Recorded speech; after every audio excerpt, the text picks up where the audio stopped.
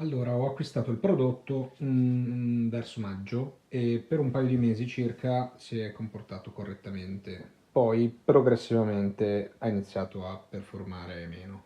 Nella fattispecie il problema è questo.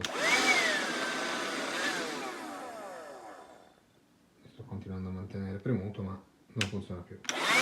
Lo riprende un paio di secondi e a volte non funziona. Quindi quello che io chiedo è se c'è un qualche modo per poterci mettere mano e, non so, migliorarlo, oppure, non lo so, purtroppo non posso ritenermi completamente soddisfatto perché la funzionalità è decisamente limitata.